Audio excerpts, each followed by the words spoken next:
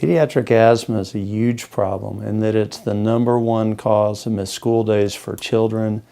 It's a very big cause of morbidity where children limit their activities or what they can do.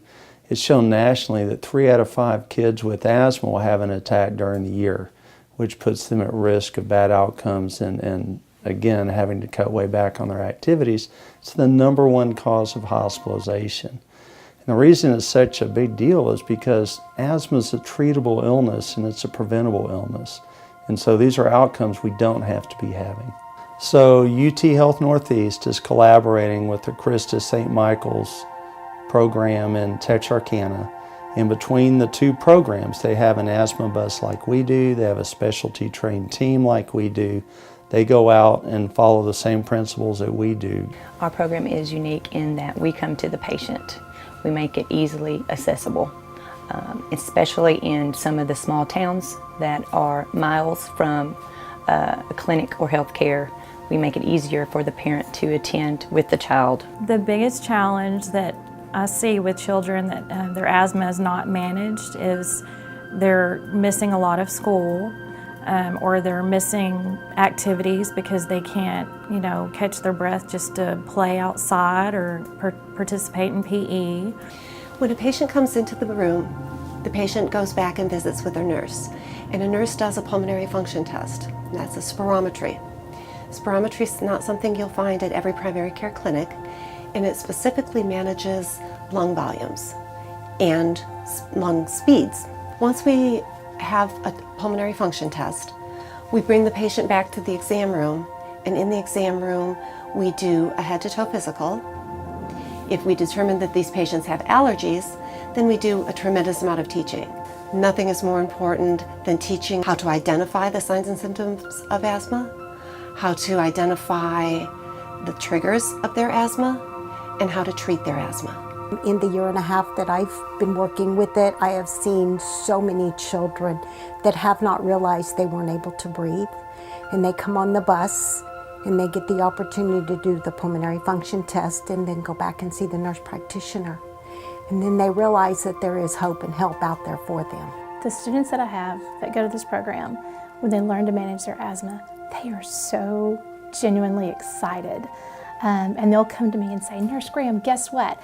I'm taking my inhaler in the morning the way I'm supposed to, or I'm taking it at night, or I'm taking my pills, or guess what, Nurse Graham, I went to PE and I didn't wheeze this time, or guess what, Nurse Graham, I feel so much better. And I can't tell you how many parents I have had come through and be so gracious and so thankful for this program. A phenomenal aspect of our program is not only do we treat you, but after you've left the clinic, then we follow up with you. And so you'll get a call in a number of weeks and we'll make sure, how are you doing? Do you understand your plan? Are you meeting the goals of your plan? Do you have any questions we can help you with? And I think that follow-up and that encouragement with families really keeps them on track and keeps them believers in the plan. Our partnership with Christus St. Michael is strong. And what we've shown through this project and through this process and partnership is that this model can be replicated. Every day we are expanding into new schools. We are meeting new nurses. We are touching more lives. And what's being done in Northeast Texas can be done in Southeast Texas, in Northwest Texas, and anywhere across the state. The program works and the opportunities are unlimited.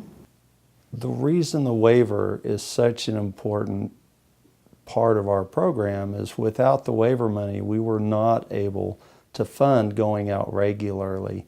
With the waiver money, we have been able to go out and already in the first year see and treat over 1,000 children. And our goal with the waiver is to try to reach several thousand children.